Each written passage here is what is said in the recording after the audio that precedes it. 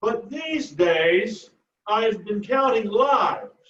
So I count one life, one life, one life, one life, one life.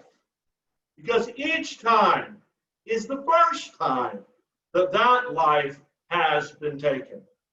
Both the Jewish Talmud and the Quran, that is the scripture of our Muslim brothers and sisters, tell us that if anyone kills another human being, it is as if they have killed all of humanity. And if anyone rescues one person from death, it is as if they have saved all of humanity. The response we have seen globally to Floyd's horrific death is a reminder of this principle of how we see the lives of all who are oppressed by racial violence reflected in this tragic death. His cries for help that were left unheeded in his passing must not go unheeded now. We honor his death and life by working to be those who rescue others from tragic fates. For me, this was powerfully expressed in the words of the national officers of my denomination, the United Church of Christ, which they published the day after Floyd's passing. And I want to read those to you. A man was lynched by police in Minneapolis this week. George Floyd was lynched on the streets of Minneapolis with the knee of an officer who needed no noose. As comrades looked on, reminiscent of the public lynchings of the past, George Floyd pleaded for breath for over 5 minutes as the callous vigilante actions of 4 officers hooded in blue ignored his plea. The unrestrained white rage that struck Colin Kaepernick taking a knee on AstroTurf to protest violence against black bodies escapes this country's watchful gaze. As an authorized officer takes a knee on the throat of a black man pinned to the asphalt, is this how white supremacy prays? A man was lynched by vigilantes in Brunswick, Georgia on February 23rd of this year. Ahmaud Arbery's life was choked from his body by bullets plowed through his chest, fired from the gun of white vigilantes, self-deputized to guard white fragility from the threat of a black man, free enough to run where he chooses, as comrades looked on. No charges were filed initially, and we might never have known, except such violence is never fully satiated without public display. The taping of their triumph sealed their fate. Is this how white supremacy celebrates? A woman was lynched by police in Louisville, Kentucky on March 13th. Breonna Taylor's sleep was interrupted by death as officers broke into her home unannounced and riddled her body with 8 bullets in search of a black man who did not live there and was already caged. Breonna was an EMT, risking her life daily for the well-being of others. Her profession placed her at high risk for COVID-19. Her black body placed her at higher risk for the death she endured. Breonna's work was essential, but we treated her as if her life was not. White supremacy is not simply an ideology, it is an evil. It is not simply born of ignorance, but also of intention. This religion of white supremacy is so deeply seated in the blood-drenched soil of our country that white people will do anything to protect its fragile roots. Black bodies are lynched by police in America so that white supremacy can breathe. White fragility can rage, and white entitlement can pretend not to see. A black man was almost lynched in Central Park. Amy Cooper intended to steal his breath. She knew the gravity of a white woman's plea to be saved from the throes of a black man in America. Her words were deliberately weaponized with fragility. White women's tears are their own eyewitnesses. She knew exactly what she was doing, so much so that she warned the victim. She was armed with whiteness and would weaponize it if he did not submit to her demands. This is what Stand Your Ground looks like for those who believe they actually own the ground. Murder by law enforcement is the insidious imputation of vigilante murders.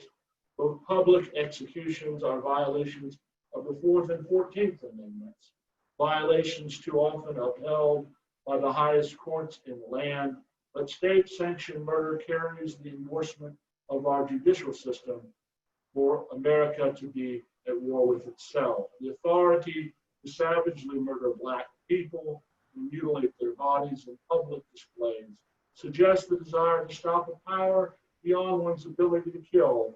How many bullets does it take to stop a Black body? How long must a chokehold last to make the weak feel powerful when confronted with resilience that cannot be comprehended? Too often images flood our screens of whiteness raging out of control. Picnics and postcards with lynched bodies on display have been replaced by live streams and private videos with the murder on display. We can no longer suffer the luxury of looking away. We must speak truth with power for the salvation of us all. Black people were lynched in America yesterday and all the yesterdays before. Lynched by vigilantes who stand their ground, lynched by religious zealots who have whitewashed God, lynched by the silence of white liberals, lynched by those sworn to serve and protect. And yet, as we enter this season, we are reminded that the breath of God still blows where it wills. The fire of God's righteousness still burns within those who believe. The power of God still emboldens us to tear down every stronghold, and the will of God still reigns supreme. In the strength of that power, we must be compelled to speak up, stand up, show up in Minneapolis, in Brunswick, in Louisville, in New York, in Ferguson, in Cleveland, in Baltimore, or in Chicago. I would add what's not on the list, in Burlington, in Graham, in Durham. In every city across this land, somehow we must garner the strength to call out this evil. We must bolster the courage to face it head on and call it by name. Only when we choose to face the evil can we cast it out from our collective being. This is the work of all of us. We are called to uproot white supremacy in all of its forms. Whiteness must no longer be our God in America.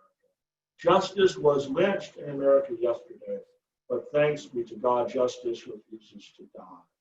I don't think I could put it better than the words they used, and I wanted to share those in remembrance. Now, many days after those words were written, they still ring true. Let us continue together to answer this call, and in doing so, to honor the life and death of George Floyd, Breonna Taylor, Ahmaud Arbery, and the many, many more, some whose names we know and some that we do not, who have died and are still dying at the hands of our system of white supremacy. Let us stand, let us speak, let us act. Thanks be to God. Thank you. Thank you.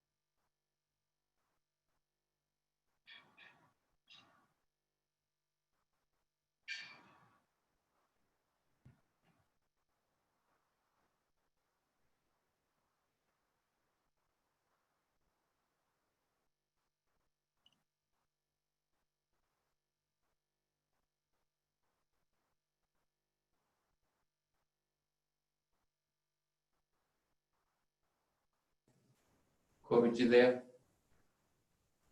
Hello? Yep. Okay, can everybody see me? Hi. Hi. All right, I'm Korbett Canaday. I'm from Tampa, Florida, and I just want to say thank you for allowing me to do this selection for you guys.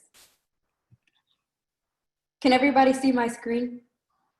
Yes. Okay.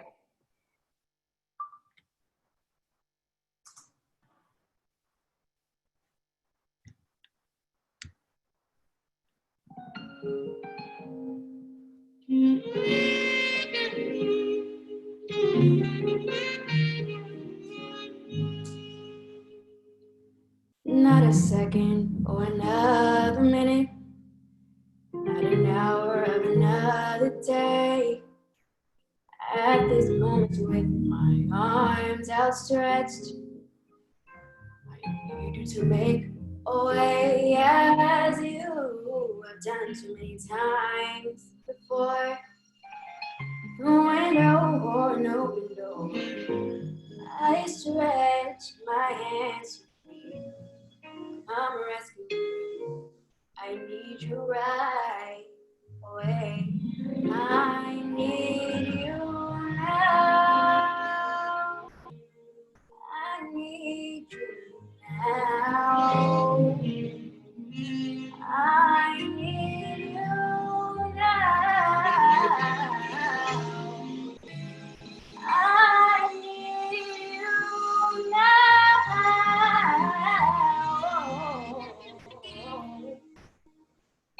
Oh, not another second or another minute, not an hour of another day. But Lord, I need you right away. If I never needed you before, to show up and restore all of the faith that I let slip while I was yet searching the world for more. The truest friend I have indeed. You're my best friend, I know indeed. I stretch my hand, come rescue me. I need you right away. The agonies of being alone, the fear of doing things on my own, the tests and trials that come to make me strong.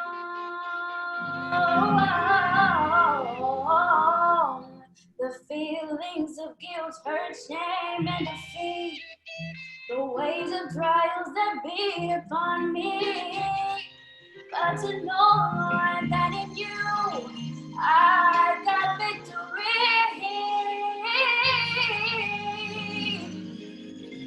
I need you now, Lord, I need you now. I need you right now, right now, right now. I need you now. Oh, not another second, another minute.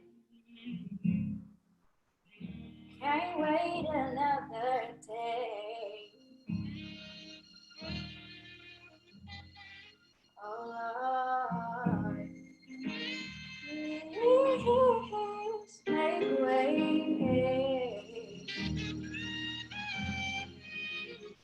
Oh Lord, oh Lord, oh Lord.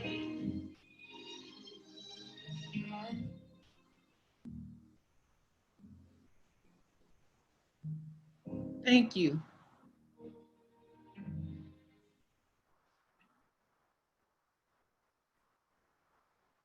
Thank you, Korbett. That was beautiful. Thank you. Kendall? All right. Good afternoon, everyone. Thank you, Korbett, for that excellent selection and for truly doing it justice. Thank you for that. So I'm just here to talk about Juneteenth. very briefly. As you might have heard, this past Friday, it might have been your first time celebrating this holiday. It might have been your first time hearing about the holiday. So I just want to give some history and some context behind it. So Juneteenth, otherwise known as Freedom Day, Liberation Day, Emancipation Day, or Jubilee Day, was first celebrated on June 19th, 1865. Now, we know that the Emancipation Proclamation was signed in 1863 and officially, well, 1862, but officially implemented on January 1st, 1863, freeing all slaves both in the Union and the Confederate States. However, word did not get to Texas for 2 years later. There's some speculation as to why that took place, why that happened. It was, there's rumors that individuals were en route to share the news, to let the slaves know that they were free, and were murdered en route, which I don't think is hard to believe in the day and time that we see now, where parts of our history have been either hidden, removed, destroyed.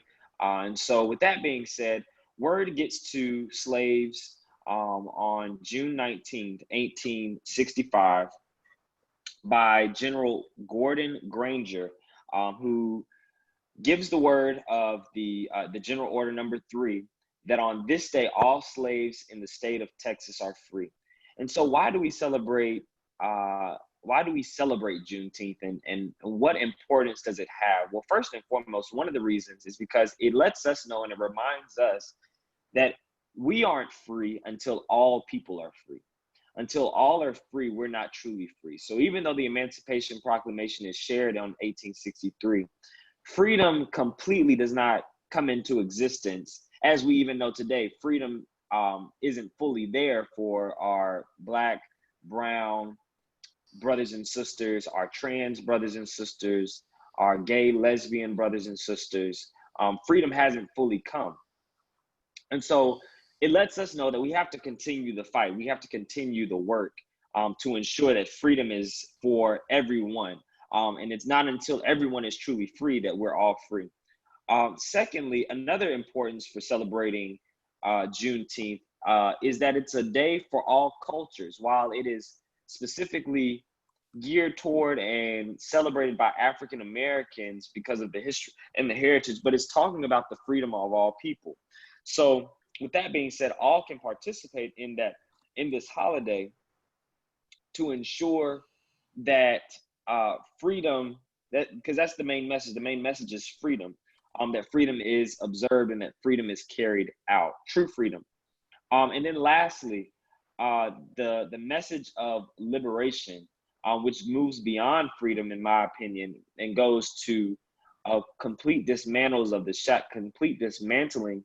of the shackles and the chains and the mentalities and the systems and the structures that keep us hindered.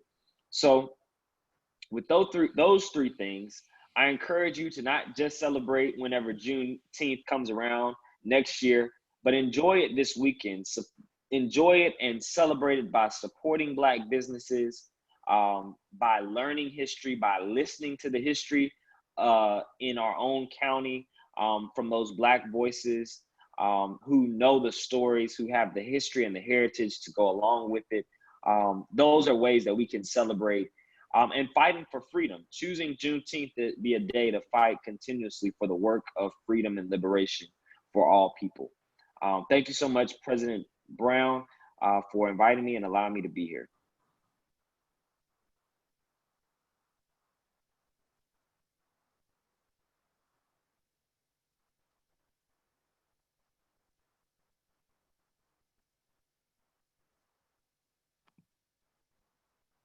Hello, everyone. My name is April Snell, and I'm the creator of Kaleidoscopes and Rainbows. And Kaleidoscopes and Rainbows is a thought-provoking workshop that I created for the Women's Interagency HIV study in Georgetown University. And what we found out is that when the spirit is calm, when one is at peace, their T cell count goes up. which makes them for a more healthier person. And I'd like to share a clip with you that Joy DeGray talks about on post-traumatic slave syndrome and how that affects us today and how that stress affects us today, as well as post-traumatic stress disorder, where you don't even have to be in that situation to experience post-traumatic stress disorder. It could be a family member or a friend or what's going on in the environment.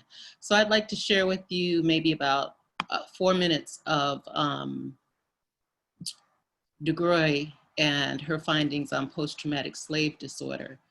And Natalia, I need to share my screen. Let's see.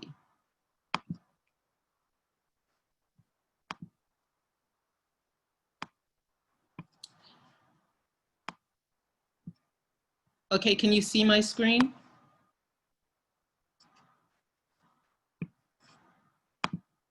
Uh-oh. Can you see my screen? And can I share it? Here we go. Yes, we're seeing you now. Okay, good. Okay.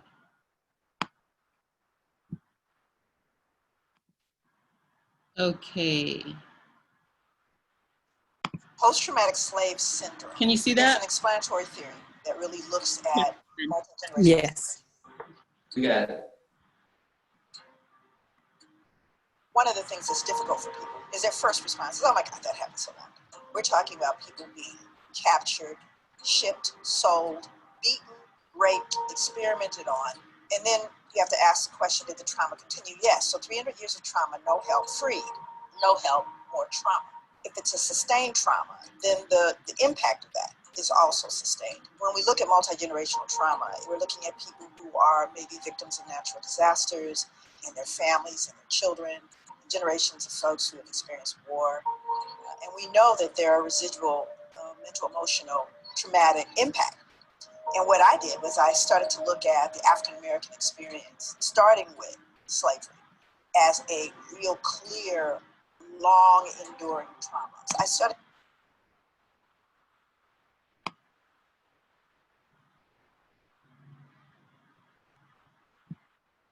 PSD is a disorder that occurs as a result of a single trauma. You don't even have to be there to actually get a diagnosis of post-traumatic stress disorder. You can just hear about something horrific happening in someone's life. So you have people who have experienced it firsthand, people who have witnessed it in their environment, right? People who are continuing to be oppressed. That exacerbates any possibility of healing. So it's not post-traumatic stress disorder, because then it becomes part of what we call your socialization process. So you begin to normalize a way of living and being, everything from what we eat to what we believe it means to be a friend. You know, all of these things are colored by history. And if you don't understand it, you're going to fold in things that you've just assumed are normal. But post-traumatic stress disorder, you know, exaggerated startle response, outbursts of anger, feeling of foreshortened future. There was a point where there were African-American children in different urban settings that didn't expect to live to be adults because they saw so much death, that they started planning their funerals like at 13, 12, 10. When you start looking at the simple biology, you start looking at the impact of stress on health. And while we look at general stress, you know, in finances, you have illnesses, all these different things. How about being Black? How does factoring in being Black in America impact your stress level and therefore your body's ability to operate its own immune system? Because we know it compromises the immune system.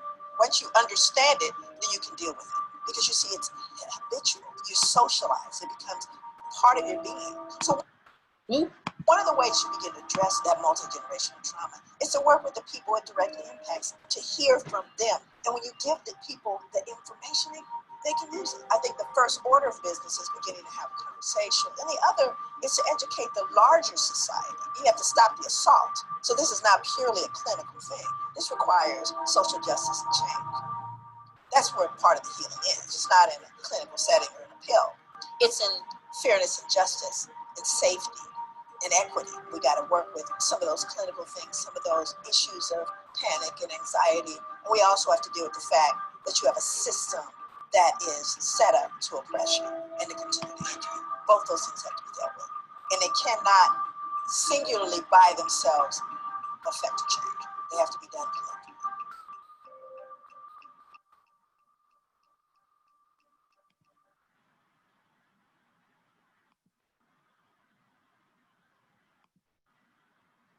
Okay, can you see the PowerPoint presentation? Yes. Okay, great. So I'll tell you a little bit about my history. What really got me interested into the power of meditation, well, I ended up teaching a class at the Center for New North Carolinians, and people were coming through the Center of New North Carolinians as well as Church Well Services who had come from war-torn countries. And they found that a lot of the people that were coming in had post-traumatic stress disorder. So I went there originally to teach citizenship training and English. And what I ended up really teaching was the power of meditation and finding the stillness, because I found that that brought more comfort to the people that were coming in from other countries. So, you know, it's a very easy thing to do. You can take time out to cultivate inner peace. It's something that all of us have the power to do. It's just cultivating a discipline to do it. Hey, LaShawna.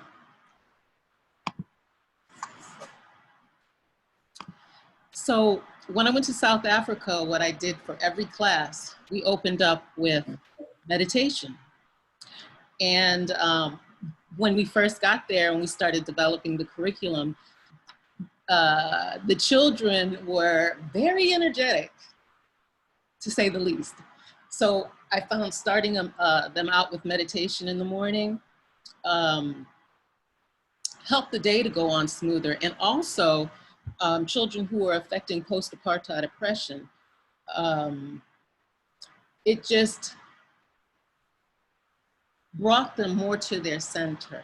And I hope that they're continuing on to practice. So this meditation for post-apartheid oppression and post-traumatic stress disorder is not only used in South Africa for post-apartheid oppression, but it's also used in Kenya for young boys who had experienced post-apartheid oppression. So what I'm gonna do is guide us through a little meditation. It's very simple. You don't have to have music. You don't have to have incense. You just sit in stillness. So what I'd like for you to do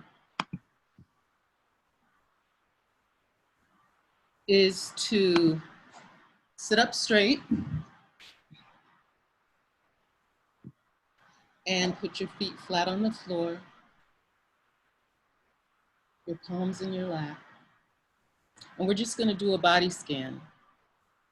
So we'll start from our feet up. Okay, just notice if you have any tension in your jaws, or if you have any tension in your shoulders, where that tension might be. So we're gonna start from the feet up. And you can wiggle your toes, close your eyes, and all the muscles, toes, cartilage, just relax those muscles in the feet. And you're going to breathe in, take a deep breath in, not only from your chest, but to your belly, like how a baby breathes. So we're going to breathe in peace and breathe out love. Moving up to your knees and relax.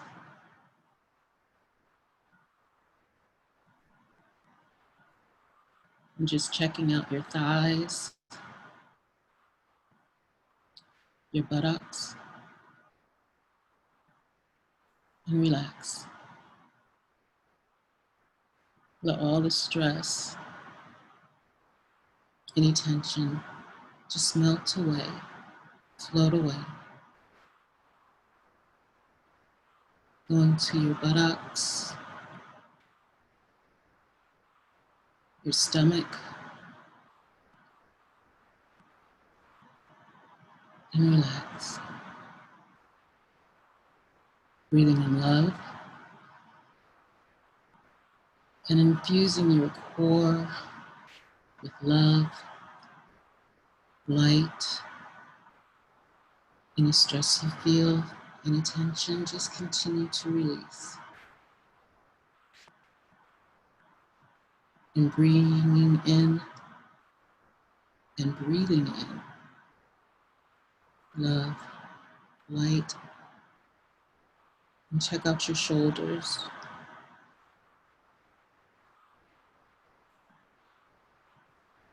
And checking out your cheeks, your jaws, the crown of your head. Any tension that you have, just let it go. And mind is the master power that molds and makes.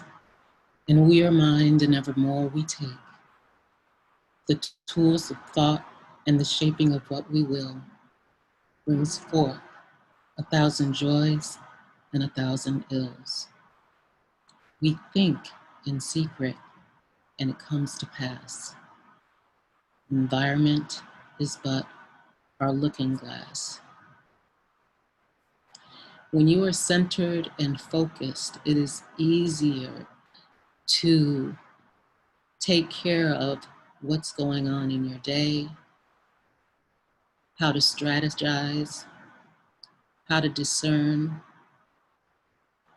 how to be able to stay focused and be in the world and not of the world. And you can open your eyes. How do y'all feel? Better. Better? Just imagine if we did that every morning. So, I thank you, Tamara, Barrett, and Korbett for allowing me to have this opportunity to share with you what I've shared with you. Thank you. Thank you. Thank you. So, thank you, everybody. I'm going to ask Alice Whiting to make some remarks. This whole program was her brainchild. She came to me after the executive committee and asked if we could do a memorial during this meeting. Alice, do you have any remarks you'd like to make? Thank you. Thanks for doing it, Tamara, Eric, and Natalia. Thank you so much for all your work. Love you all. Thank you, Alice. And Reverend Tamara Cressy was on this committee and was instrumental in helping pull this program together. Would you like to have some remarks and give us a prayer to start our meeting? Good afternoon. Thank you for the opportunity to serve. I do want to acknowledge that Pastor Keisha Bluford has joined, and I'd like to extend the opportunity for her. She issues her apologies for not being able to be here at the top of the hour. So Pastor Bluford, if you are online, if you could lead us in prayer as we start the business portion of our meeting. Thank you. All right, are you able to hear me? Yes, I hear you. All right, well, let us pray. Psalms 18:6 and says, in my distress, I called to the Lord. I cried to my God for help from his temple. He heard my voice. My cry came before him into his ears. In such a time as this, let's be reminded that though we may be hard pressed on every side, we're not crushed. Though we may be perplexed, we are not in despair. We may be persecuted, but we are not abandoned. Though we may be stricken, we are not destroyed. Remember that despite our emotions, God, we are still thankful to him. We're still thankful to you, God, that we're still here. We're still committed to making a difference. We're committed to use our realm of influence, whatever that may be, in order to make a difference. We're asking the Lord to continue to direct us. Let us seek justice and equality, while at the same time finding the balance where we can remain in the will of God. We ask these things in Jesus' name. Let everything done in our meeting from this time forward be decent and in order. Amen. Amen. Thank you so much. Glad you could join us. Thank you so much. All right, folks. Normally what would happen is that we would make announcements and close out the meeting, because we have moved to a speakers meeting format for our general meetings. So every month we have somebody who comes in and speaks to to pertinent issues that pertain to Alamance County. We've had a busy few weeks, in case you hadn't noticed. And so we've got some business that needs to be conducted that will not wait till the executive committee. So the executive committee meets at the beginning of the month, and 2 weeks later, we have a general meeting. We try to do as much of the business in the executive committee as possible, but sometimes it overlaps, and this is one of the cases. I'm gonna try to move through this as briskly as possible. We have about 60 new members since May, and contributions coming in every week from donors. So I want to thank every single person who has felt the need to get involved with this branch and to contribute to this branch. And lots of folks want to get involved. So we're gonna try and give you an opportunity to do that. We have some committees. I'm gonna go over the committees that we have, and there's some appointments that I need to make, some vacancies. I want to say, first of all, that let's be very thankful that the Supreme Court of the United States seems to be doing justice and love and mercy this week. Let's give them a hand. That is, so in case you have not heard, LGBTQIA rights were put into law, so you cannot fire somebody for their sexual identity. And the DACA was upheld, so the dreamers can stay. And it must be a hard week for the neo-fascists who's occupying 1600 Pennsylvania Avenue, because it was conservative justices who made cast the deciding votes, and in some cases wrote the decision. So that gives us hope that just because it looks dark does not mean all is lost. Do we have any correspondence, Madam Secretary? And I want to say Korbett Canaday is the granddaughter of our duly elected secretary, Dr. Dorothy Yarborough. So we thank you for coming in from Florida. And Dr. Yarborough, do you have any correspondence that requires our attention?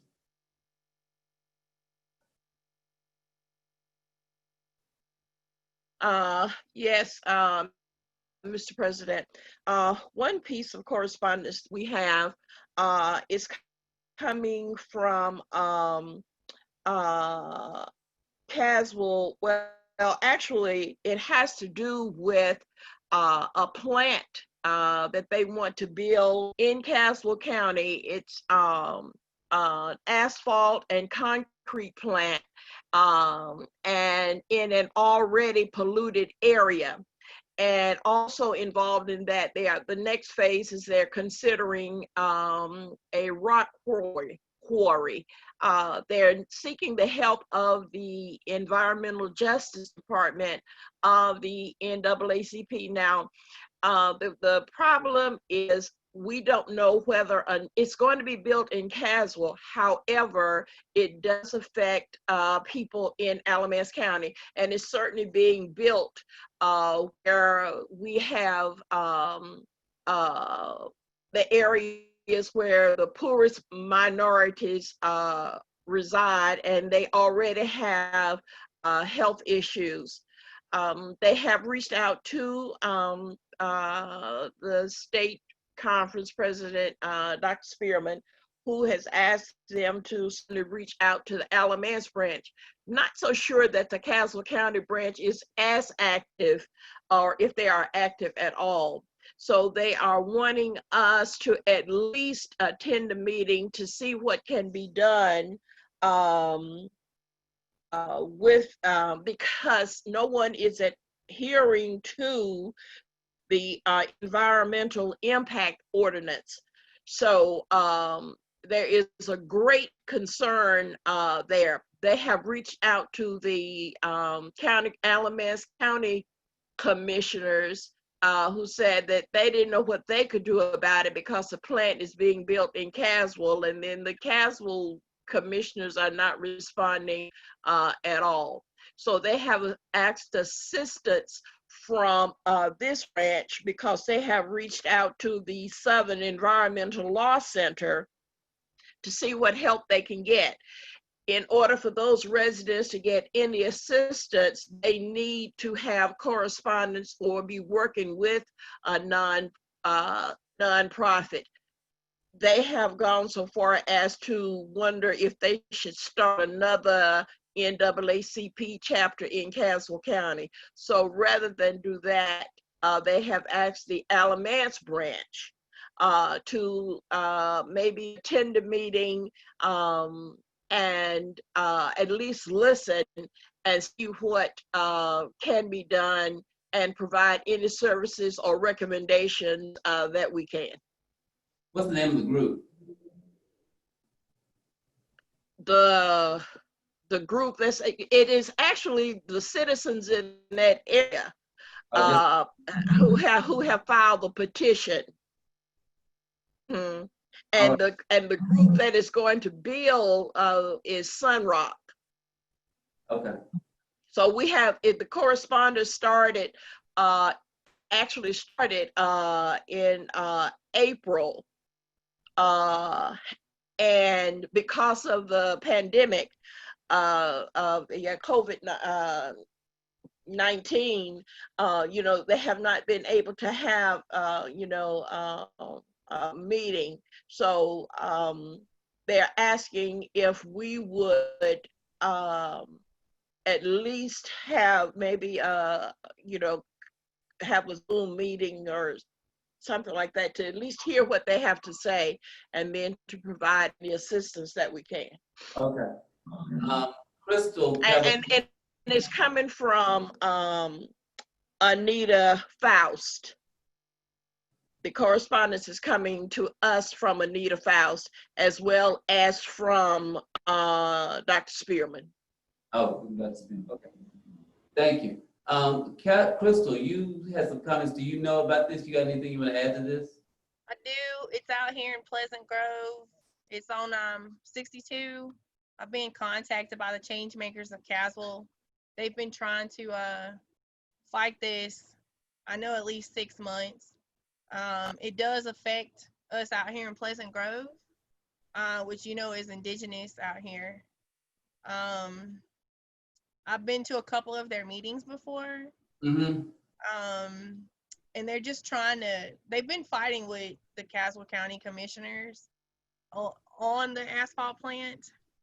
It's going to increase transportation trucks that's already out here, like in our community, especially on 62. Yeah, I mean, it's kind of bad. It's like What do you recommend we do? First, I recommend contacting the groups that's petitioning against it, and then find out where they are in the DEQ process and see what we can do, because right now there's not a lot of people that know about it, especially out here in the Black and brown community. Not a lot of people know about it. Not a lot of people are on social media out here, so it's not someone, unless you're going and knocking on the doors of people, they don't know. Would you consider being a liaison to that group? I sure can.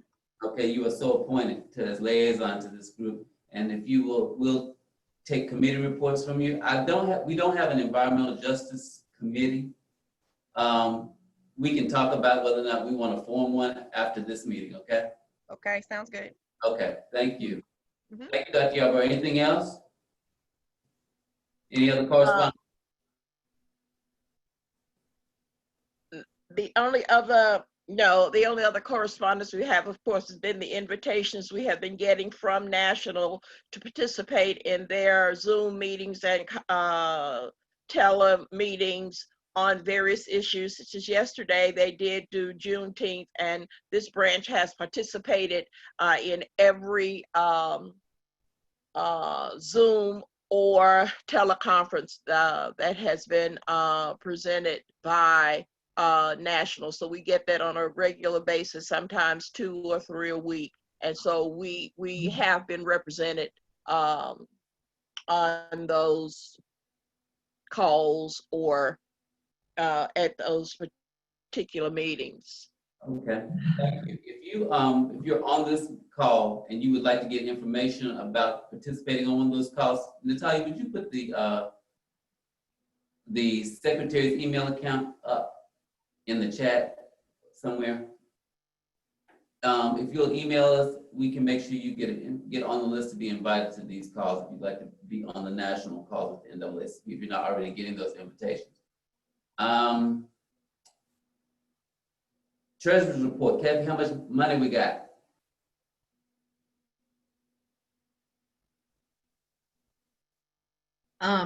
Good afternoon, President Brown.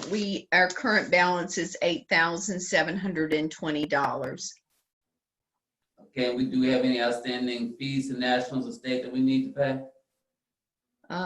Not at this time, no.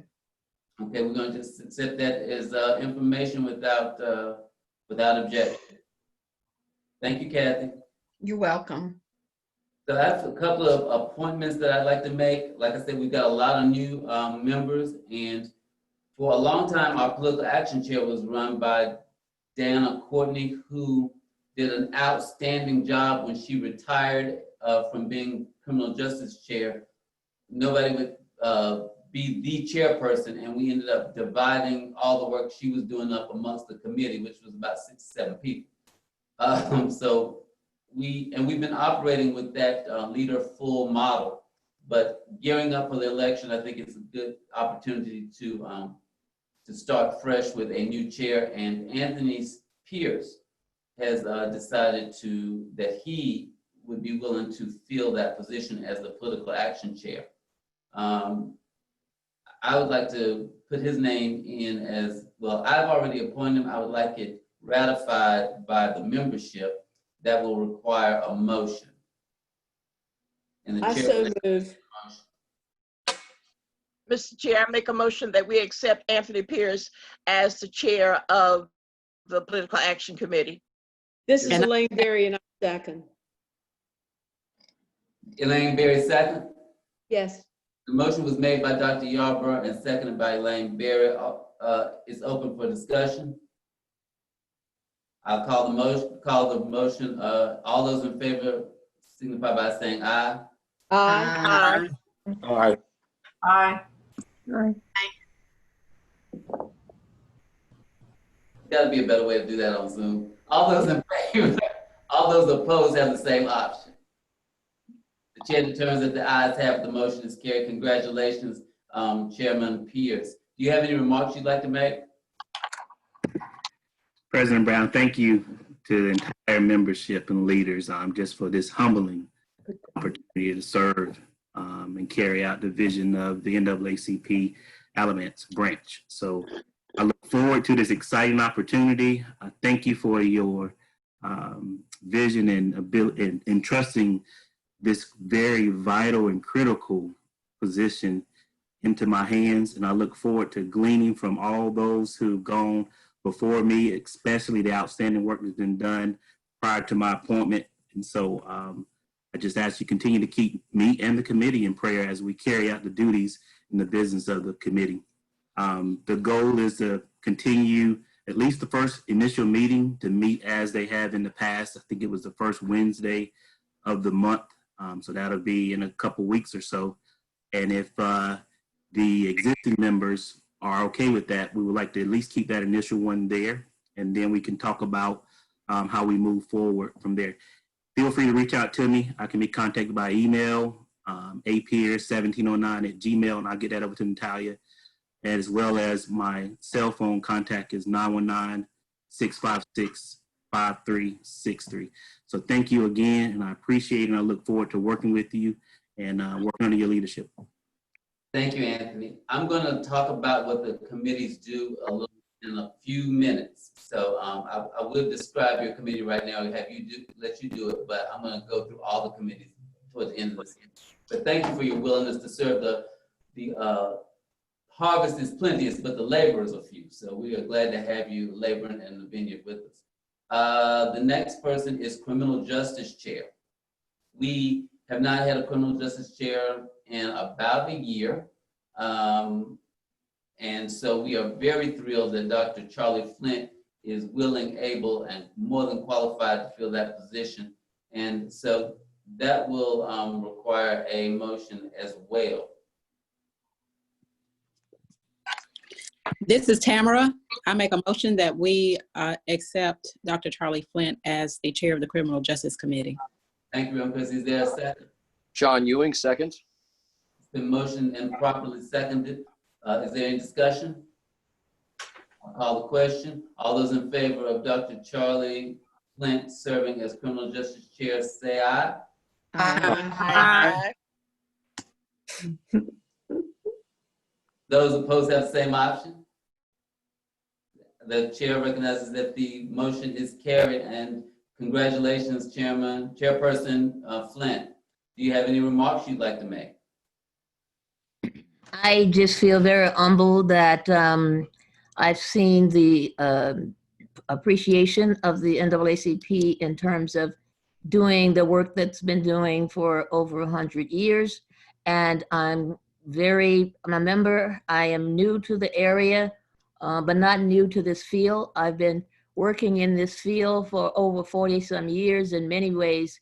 College professor, volunteer work with kids who have been adjudicated as delinquents, working with incarcerated people, a whole bunch of areas. So I know the criminal justice from the gatekeepers, we call the police, all the way up through those people who are the senders-outers of what I'm calling our mass incarceration period. I've been working with a number of other people around the issue, leading specifically with the patrol we call police. I will say right here, right now, so you know who I am, the focus is on the patrolmen, the police, and that's because of a number of factors. And I've been working with other people. We have sent out information to those people who are in charge of the law enforcement agent in this county. And that's just the first step. We are hoping with the support of the Criminal Justice Committee as well as the NAACP that we'll all join together and continue the work we need to do in order to make sure that everyone is treated with equal justice in terms of law enforcement and other aspects of the criminal justice system. Again, thank you for your endorsement of me. I work with a committee, and so I will find out how that is done. We will have a meeting as soon as we can get people together and continue our work in this field. I look forward to working with all of those people who want to do something about achieving equitable justice in Alamance County and other parts of the state. Do you have I know you've been, so Dr. Flint was already appointed. She's been working for about a week, and I think it's been a week or two. And she's been working with a group, and I have left space on the program if you'd like to make a motion of any kind. Let me just say this group is made up of people who are already in other groups, but it was a way of bringing different people together to do some first steps, and that's what we have been doing. We've sent out letters to, again, those people who are making decisions in law enforcement, and we've got support from a number of people as well as individuals. And if you want to see what those asks are, you can go to our webpage. I'd ask Tamara or Crystal to put that in the chat box so you all can see it. And we want organizations that are doing this work to join other organizations doing this. I'm of the belief power begets power. And if they don't see us all working together, they will continue this inhumane system of criminal justice, particularly with the gatekeepers in law enforcement. Dr. Flynn, is that a motion to join this group for the NAACP? I'm sorry? And can I interpret that as you making a motion that? Yes, I want to make the motion, but I want to see if people had any questions before I did that. Okay, let's get a motion on the floor and then I'll get a second. All right, so I move that the NAACP join this group, which is now temporarily named Agents for Change, in terms of doing work around justice within law enforcement. And people can see the demands and they can see the letter that we wrote to our law enforcement. So I move that the NAACP as an organization, because there are several of us in this group who are already members of the NAACP, but we like the way that Mr. Brown does stuff. He wanted to bring it to the whole membership. So I would move that we joined as an organization like some of the other organizations. Thank you, Dr. Flint. That is a motion coming from a committee, so it does not require a second. It is open for discussion. I'd ask you for this, is particularly for the sake of the Zoom, if you would address your questions or concerns to me, and then I will direct them to Dr. Flint so we can keep up with who has the floor, okay? Any questions? The floor is open.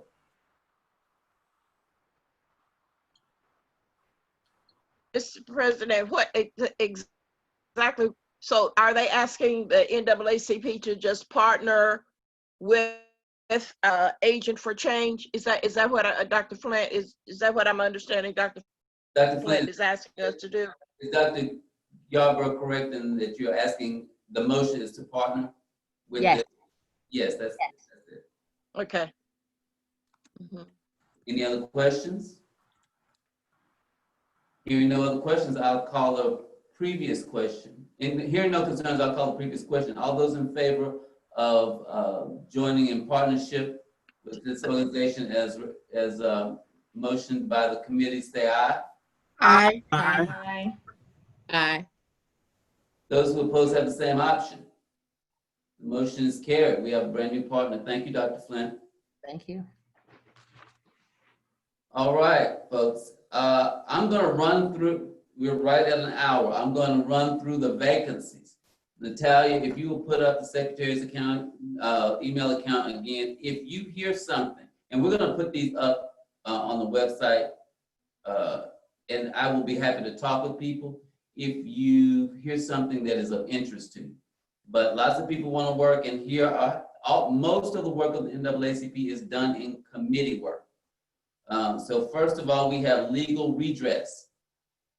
That committee investigates all cases reported to it and shall not give legal advice. So very often people will feel like they've been discriminated. The people on the legal redress committee will look at it and determine whether or not we should take some kind of direct action or whether it's frivolous, but they will basically make recommendations to the executive committee on how to proceed. They do not give legal advice to the people making the complaint. We've got Hunt Johnson, who is on that committee right now, Dr. Shirley, help me, Shirley Conyard. Dr. Shirley Conyard, who's on that committee. And so if you're interested in that committee, send us an email. The Armed Services and Veterans Affairs. They study conditions pertaining to veterans and members of military service. They receive and act on all complaints relative to acts of discrimination on accounts of race, creed, color, and gender.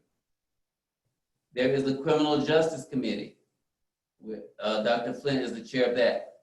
They seek to eliminate harsh and unfair sentencing practices, elevate the voices of crime victims, survivors, investigate programs implemented in our local law enforcement agencies and which derail from the main purpose of safety and order, identify and advance systematic breakdowns existing in the criminal justice system that perpetuate crime, and advance effective law enforcement practices, which is very prevalent right now.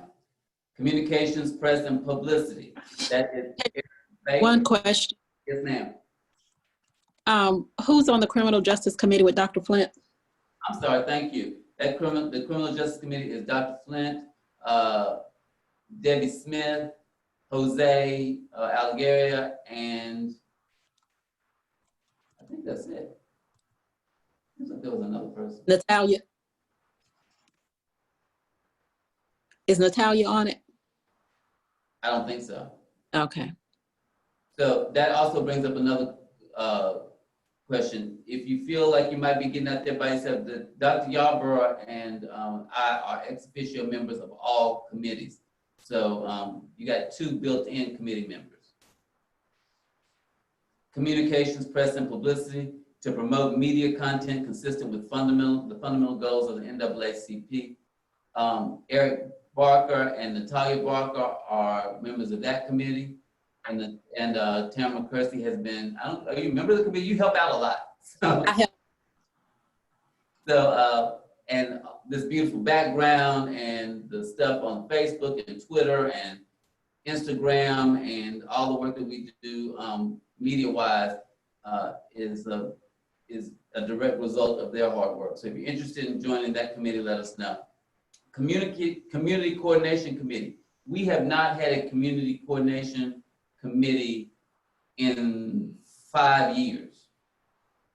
So we really could use this committee to get up and running. And that the duties of that committee are that they shall enlist the support of other community organizations on issues affecting the interests of African American and other communities of color. That is to say, there are a lot of organizations, and sometimes we do overlapping work. This person would try and identify those, or this committee would try and identify those committees and coordinate with other organizations. Economic development. President Brown. Yes, ma'am. I'm sorry. Is it appropriate to make a motion, because it kind of sounds almost like the same as the program committee? Could we combine those committees? The program committee is not a standing committee. These are constitutional standing committees. So what we could do is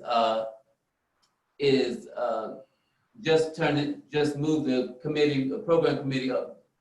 What do you call it? Subcommittee. Yeah. Well, no. We'll get rid of the program committee, and that program committee will be the community coordinating committee. Okay. So what we did was we created the program committee to do do programs. But it's not a constitutional committee. So we can dismantle that and just make that everybody who's on the program committee can now be the community coordinating committee. Does that make sense? Yes. Okay. And I believe you are chair of that committee. The programs, yes. Okay, so congratulations. You are now chair of the community coordinating committee. Thank you very much. That's me. Right. Since she was already a committee chair and I made a reappointment, but her status hasn't changed, I'm going to make that change and ask for ratification without objection. Is there any objection? Okay, so ordered. Thank you very much. Economic development, is that where I stop? Yes. Yes. Okay. Implement local efforts and support programs to preserve and expand economic empowerment among African Americans and other communities of color. Any questions about that? We don't have an economic development committee, I would say that. So if you're interested in starting one, now is the time. Education committee. Dr. Yarborough is the chair of that committee right now. Reverend Iris Burton has just joined that committee, and we're so glad about it. That committee's job is to seek to eliminate segregation and other discriminatory practices in public education. And that is a full-time job.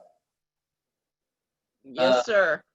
So if you're interested in doing that. And we have two announcements to come. Well, we have 2 announcements to come before you, committee, when it's time. Okay, we'll do the announcements in just a second. Health committee, to work to promote, protect, maintain the health of African Americans, advocate for equal access to health education, care, treatment, and research for all Americans. Sponsor health-related activities such as health forums, fairs, workshops highlighting issues of importance to people of color. Very necessary committee. We have not had one of those since I have been president, so I would love to do that if anybody is interested. The Housing Committee. Study housing conditions in the local community, receive and seek to address complaints of discrimination. We don't have an official housing committee. I think Gloria Diaz was the last housing chair, but she retired for health reasons. And we kind of have been doing that work through the feeding program that we do second and fourth Sunday at the Bottom Center. But we need a formal committee for that. Oh, no, wait a minute.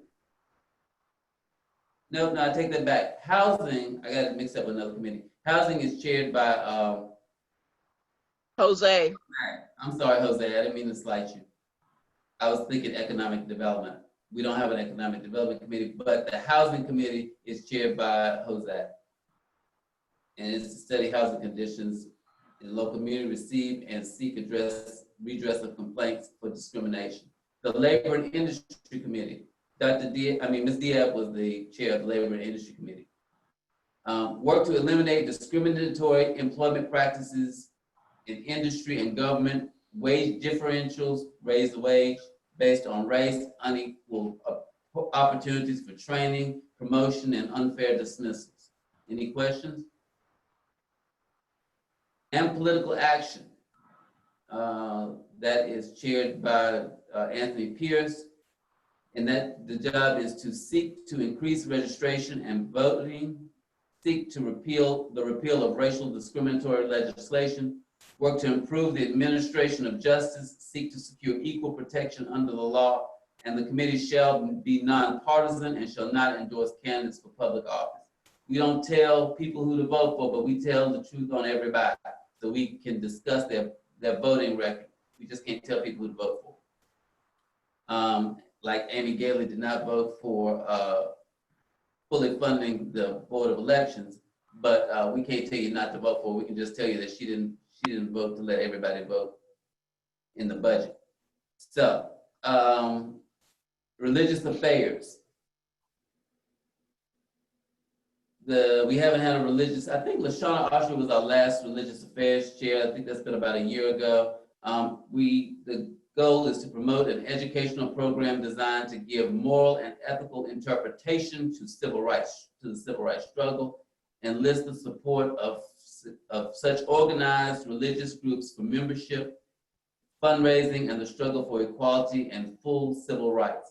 Provide resource assistance for religious education and social action activities associated with the improvement of race relations.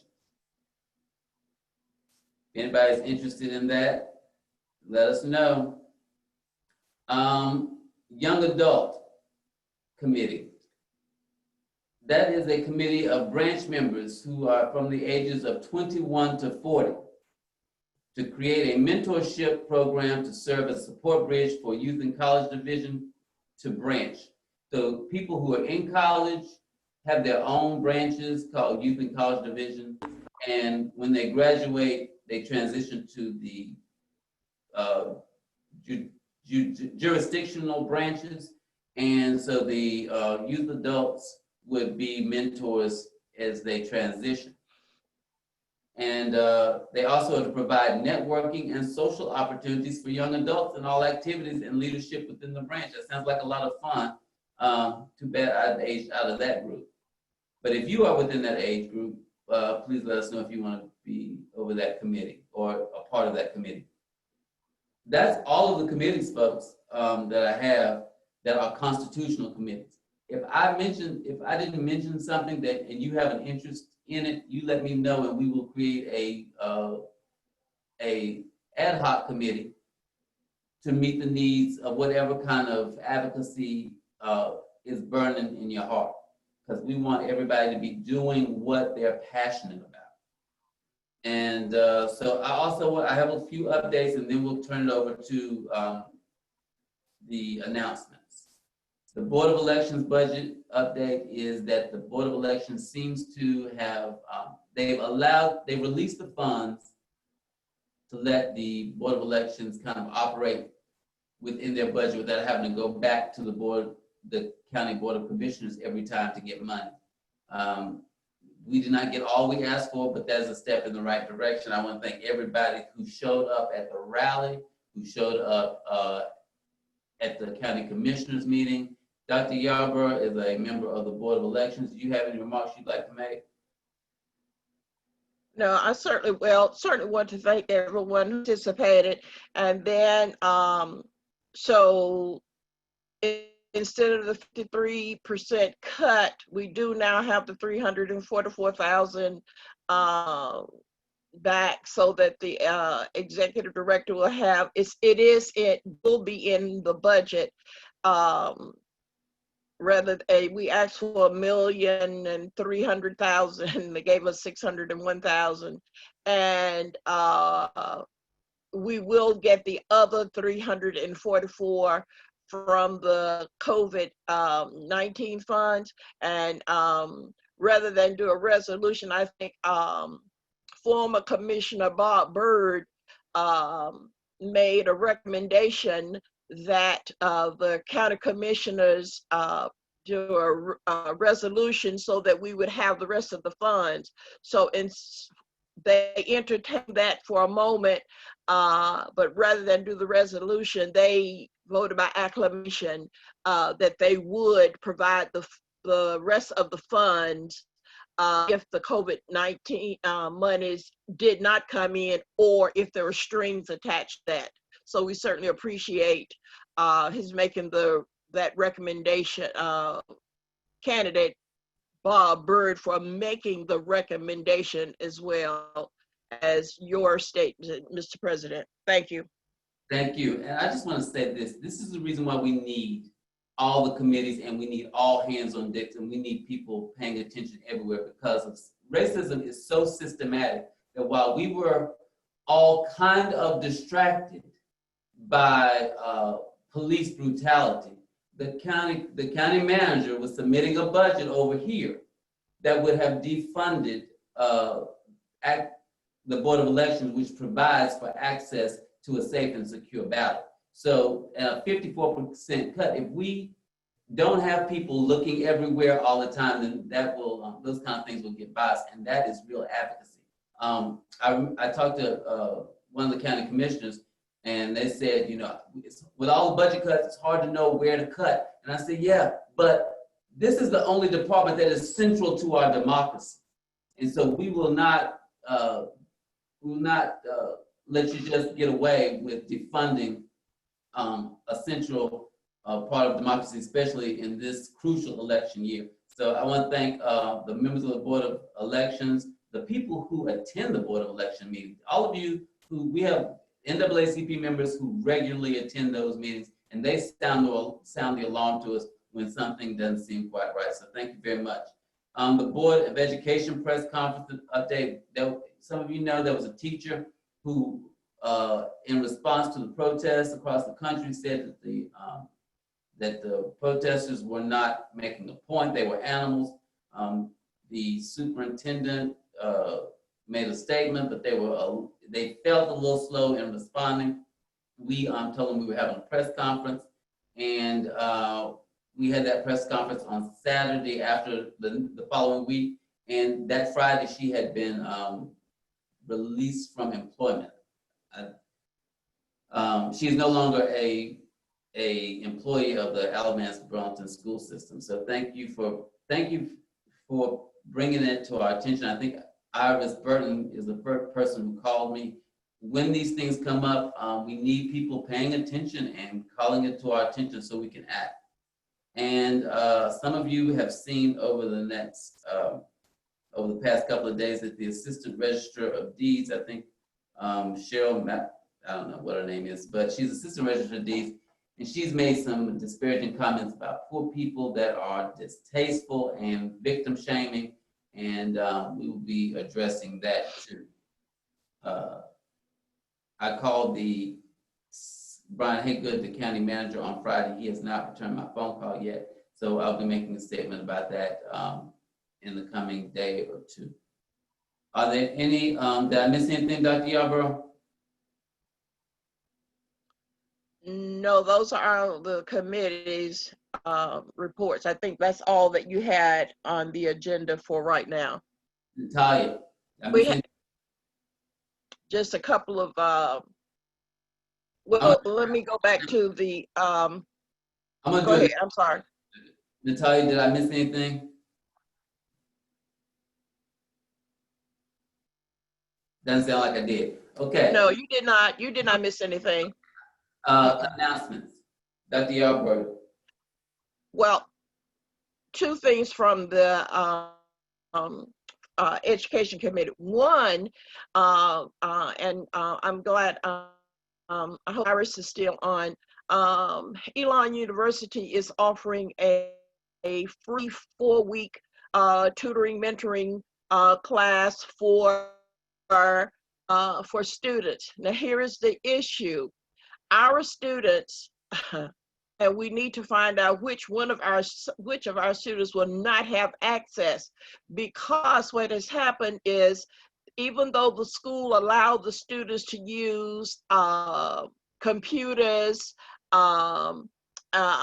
during the time of COVID, they have now asked the students to turn those back in. If they have not turned them back in, they have deactivated them. So we're trying to see which students they are not going to be able to take advantage of any of the free summer programs. So we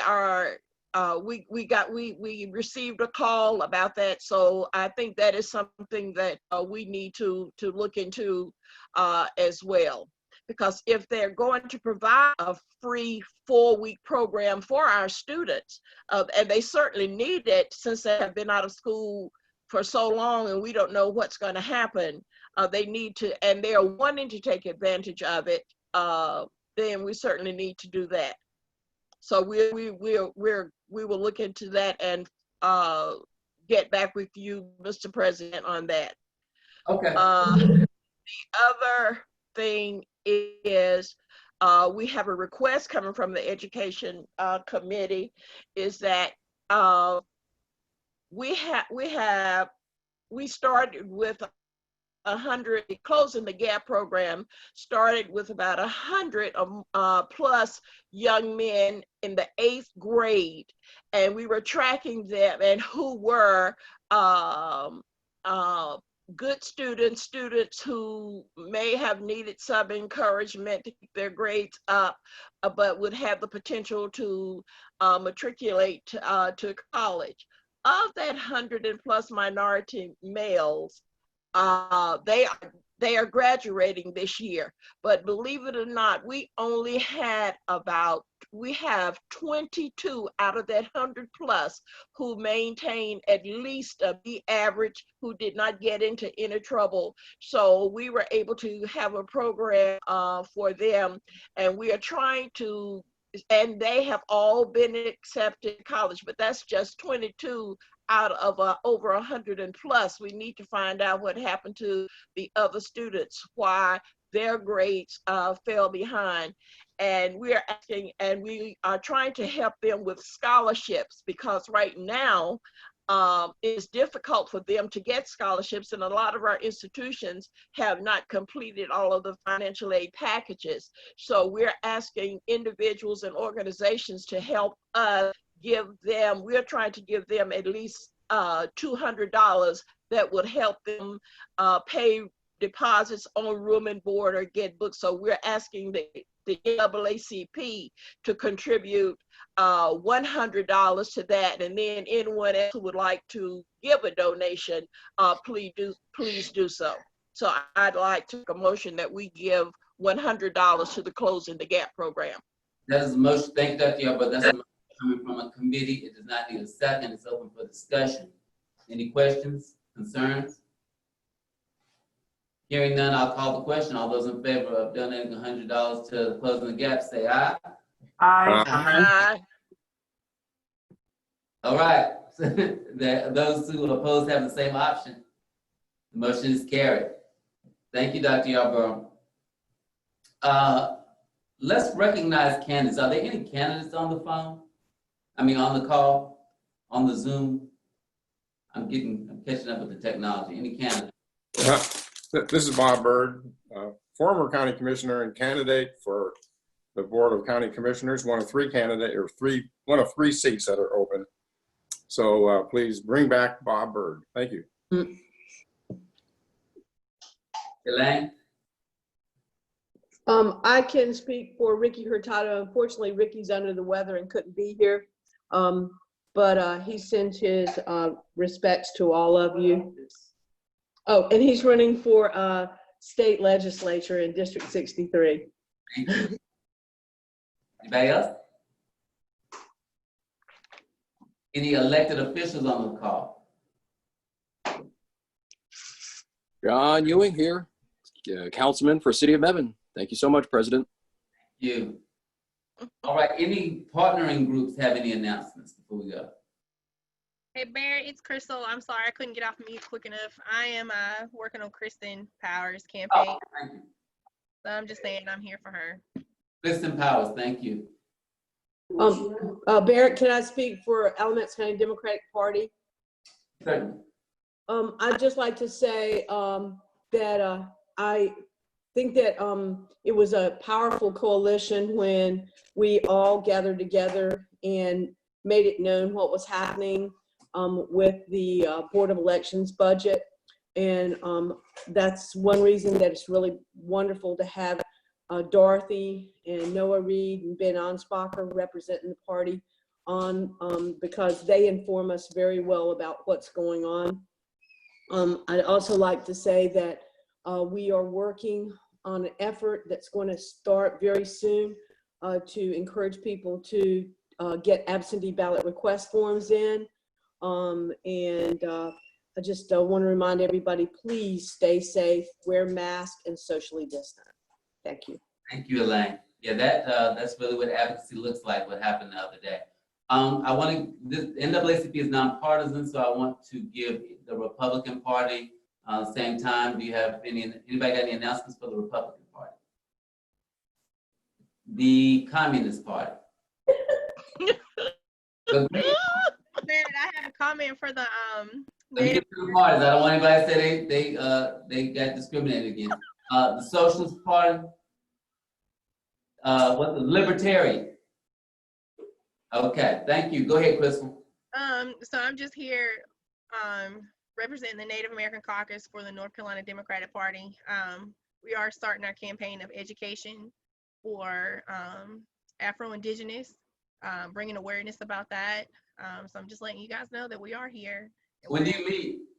What do you mean? What do you mean? We're here. We're here in the state. No, I mean, when is your meeting? Oh, the fourth Thursdays on Zoom. Okay. So I can, if you guys look up Native American Caucus Auxiliary, you'll find it on Facebook, and we have our meetings there. All right. Thank you, Crystal. Anybody else? No, but let me go back to something that Elaine mentioned when she mentioned absentee ballots. There has been an organization out of Washington. They are mailing absentee applications for asking for absentee ballots, but they are pre-populated. So the board cannot accept a pre-populated application. So they are supposed to be sending, they had mailed over 80,000. It was a mistake. They are supposed to be notifying. So if you know someone who got that, please let them know because you have to have a blank application and you have to complete the application. So your name cannot already be on there. So we want to make everyone aware of that when they are asking for, they're receiving it in the mail. So when it comes from the Board of Elections, there will be nothing on that application. Your name will not already be typed in. So that is very, very key. So we want to make that very clear. If I may just add, I did speak to somebody the other day that said that they had received a letter telling them that. So that's a good sign. because yeah, North Carolina was one of the states where they were mailing those ballots, so we want to make sure. Okay, thank you very much. Linda Dunn, you have a announcement about the Poor People's Campaign?